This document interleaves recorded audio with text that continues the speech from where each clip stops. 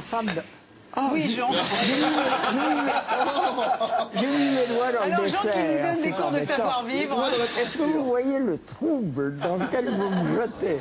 Alors, je crois que vous avez deviné la situation. Mélanie Douté nous a rejoint pour le dessert et pour nous parler de son film. Bonjour Mélanie, bonsoir. Et Jean d'Ormesson a mis les doigts dans le yaourt.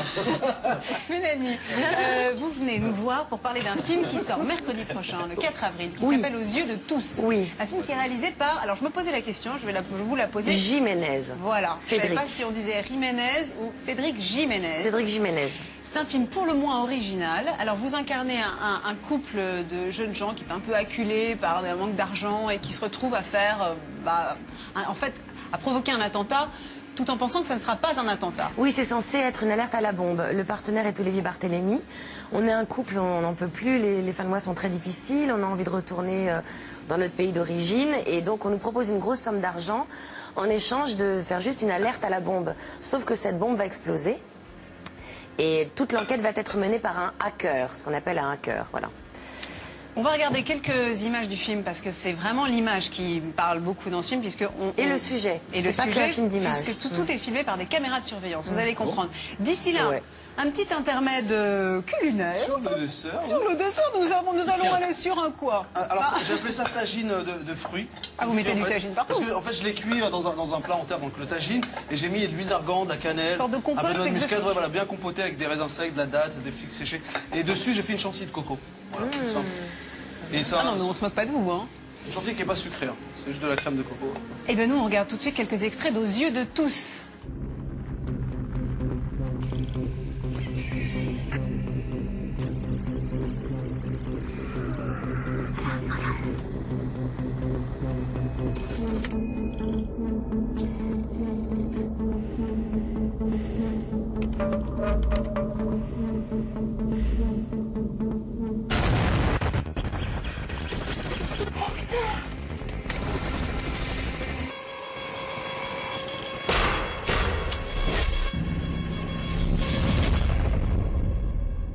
Rien que de voir les images, j'ai vu le film évidemment, c'est vraiment haletant. C'est un Ah oui, thriller, c'est on un est pris par thriller, chaque... c'est une expérience cinématographique aussi. Enfin, c'est-à-dire qu'il a un sujet très fort et il a pris la décision de prendre une forme très forte. Et les deux se servent, et la forme et le sujet. C'est un film très original. Parce qu'en Pardon. fait, très fort et très contemporain, puisqu'on suit toute l'histoire à travers les yeux d'un hacker, vous le disiez tout à l'heure. Alors, il y a un parallèle naturel qui nous vient à l'esprit, c'est le collectif Anonymous. Est-ce que c'était volontaire? Parce que le film, quand même, date d'un certain temps. C'était volontaire. Le réalisateur Cédric connaissait ce groupe, les Anonymous, et il a décidé de mettre cette affiche dans la chambre du hacker, sauf qu'il y a un an, personne ne connaissait l'existence de Anonymous, sauf quelques gens très pointus, dont il faisait partie. Et donc voilà, donc c'est plutôt c'est très plutôt bien vu, ouais. ça arrive effectivement à un moment opportun, en tout cas troublant.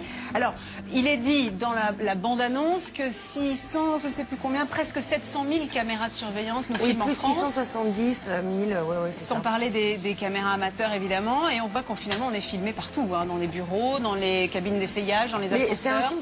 film qui rend aussi un peu parano, et surtout qui dénonce une traçabilité mais quotidienne, avec entre la carte bleue, le téléphone portable, l'adresse mail, tout le monde peut savoir ce qu'on achète, avec qui on communique, on est au courant de tout, voilà. C'est pour ça que je n'ai aucun des trois. Alors, vous Jean, n'avez vous pas n'avez de téléphone portable, Pas de portable. ni mail. Vous êtes déçus. Mais grave. on vous donnera une façon de joindre Jean Je vous donnerai d'Ormesson. mon fixe. N'ayez pas d'ordinateur. Je vous donnerai mon mini. Pas l'ordinateur. Vous écrivez au crayon? Pas de montre. Vous avez une carte bancaire. Oh non, je suis tellement émotionné. J'ai une carte bancaire et j'aime pas beaucoup ça. Mélanie, est-ce que on se comporte différemment devant la caméra lorsqu'on est filmé, selon le film, par une caméra de surveillance? Parce que l'intégralité du film, quasiment, je crois, à 95%, ce sont des caméras de surveillance donc, qui témoignent de l'affaire. Oui, mais on est quand même c'est quand même du cinéma, donc c'est un tournage avec des vraies caméras, même si c'est vidéo, Oui, mais qu'aujourd'hui c'est le pas matériel est mobile plus comme petit. une caméra. Non, mais c'est des caméras qui étaient juste mises sur pied un peu en hauteur, qui rappellent les caméras de vidéosurveillance, mais le jeu reste le même. C'est comme si sur un champ contre champ, tout d'un coup, quand on filmait notre partenaire, on était juste comme ça, à balancer ses répliques. Non, le jeu reste le même. Sauf que là, le film joue un peu sur le docu-fiction, donc il faut être le plus sincère possible. L'acteur ne peut pas être en avance sur son personnage, voilà. C'est des personnages qui vivent tellement le moment présent, qui sont tellement écrasés de leur geste que voilà. En tout cas, Écraser de leur montage. geste, c'est pas super comme phrase. mais enfin, Montage extraordinaire, Merci. bande-son extraordinaire avec des effets sonores vraiment très puissants. Super musique. Vraiment, Ouais, bluffant. vraiment. Je voudrais qu'on prenne un petit SMS. Ah oui, pardon. Je vous explique, SMS. Je sais même pas ce que ça Un veut petit, dire. j'étais sûre. Un petit message qui arrive sur un téléphone portable. Donc les gens écrivent des petits messages en vous voyant à l'écran. Rachel a eu envie de vous poser une question. Quel grand écrivain auriez-vous aimé rencontrer? Proust, Balzac, Rabelais, Molière, etc. Pas ce programme. Ah, etc. Il était sympa aussi. Il était pas mal. Moi, je crois que c'est Proust, non? Oui, je crois que j'aurais beaucoup aimé voir Proust. Proust devait être insupportable, vous savez. Et pourquoi insupportable? Parce qu'il était très comédien ou il était vraiment malade? Il était très snob. Snob. Il est snob, Proust. Oui. Il était snobissime lui-même. Il était assez manipulateur parce qu'il avait quand même... Et il était génial, mais très très snob. Alors vous ne nous parlez pas, Jérôme Begley, d'un auteur ni d'un écrivain, mais d'un photographe. D'un photographe à qui le Grand Palais consacre une rétrospective, Helmut Newton. Il est né en 1920 en Allemagne. À 12 ans, avec son argent de poche, il achète un photographe et depuis ce temps-là... Il achète un appareil photo. Un appareil photo, pardon. Et depuis ce temps-là jusqu'à sa mort, il ne va faire que des photos. Il y en a 200 qui sont présentés au Grand Palais. Alors c'est un photographe de mode, mais c'est un photographe de mode particulier puisqu'il a dit « Je vais imposer mon propre goût, voire mon propre mauvais goût ». Et ça donne ça. Regardez ce qu'en dit Jérôme Neutre, qui est le commissaire de l'exposition au Grand Palais. Le style de Newton, c'est d'habiller et de déshabiller. C'est les nus et les habillés. C'est-à-dire d'abord, il habille, photographie de mode, et ensuite il déshabille. Les photographies d'Helmut Newton gardent tout leur impact, toute leur puissance, tout leur scandale, lorsque scandale il y a. Et c'est en ce sens que ces photographies sont des chefs-d'œuvre, parce que même des décennies plus tard, le choc est le même. Alors Helmut Newton, il fait deux choses. Il va inventer ce qu'on a appelé le porno chic. Et il va révolutionner la photo, entre guillemets, people, le portrait people. Le porno chic, c'est quoi? C'est ça. Ça veut dire qu'au début, on n'osait pas trop montrer. On s'est dit forcément, nu, c'est vulgaire. Eh bien, avec lui, nu, c'était plus vulgaire. Il a imposé ses stéréotypes, il a imposé ses couleurs, il a imposé ses lumières, ses cadrages. Et il l'a fait au début pour qui? Pour Saint-Laurent, pour Courrèges. Après, tout le monde est arrivé. Elle lui a demandé des photos et des couvertures.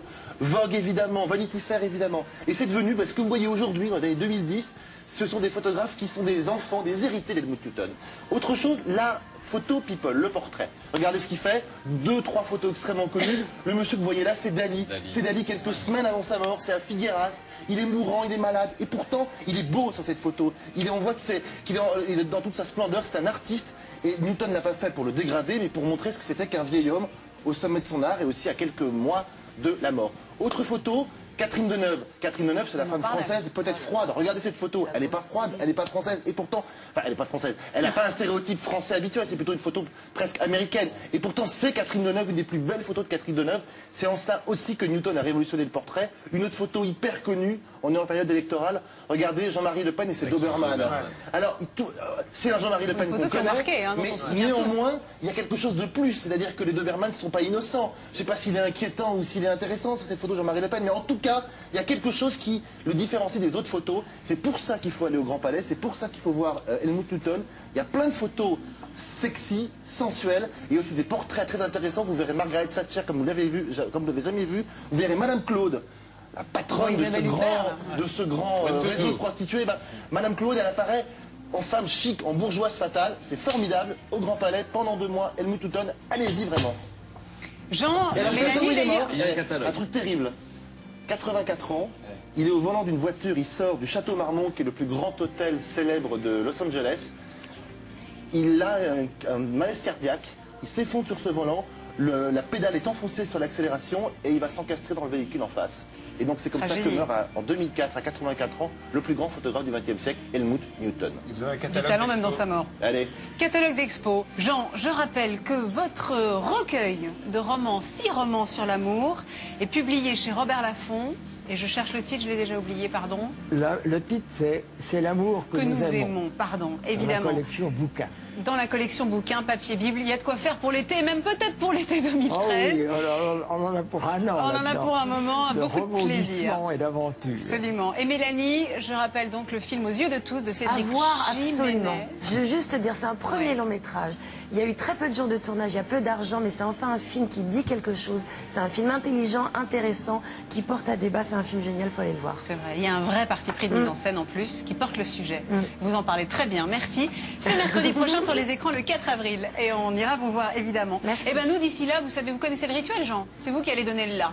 Qu'est-ce qu'il faut que je fasse? Oh monsieur. Et le mood Newton, c'est... Bon, expliquez à Mélanie comment ça se passe. Allez, Mélanie. Expliquez-moi, Mélanie, c'est une sorte de caméra de surveillance. ouais, c'est ça, elle sera plus à l'aise. Une sorte de Ravissant. photographie automatique. Alors, nous quittons, alors on se met là. Entre Mélanie et Julie. Ah ben voilà, hein, et ben derrière vous vous débrouillez. Venez. vous débrouillez Alors, derrière. l'objectif est là, regardez. On se tourne vers l'objectif. Moi j'ai quand même baissé un peu pour qu'on voit nos petits copains. Merci d'avoir été avec nous. Lundi vous retrouvez Alessandra, je ne sais plus avec qui d'ailleurs, mais de toute façon ça sera bien. Avec des gens sympas, et puis Jérémy sera là. Bon, donc soyez là vous aussi. Merci Jean, merci Mélanie. Merci beaucoup. Merci, Julie. Et on fait voilà, petite risette. Déjà fait.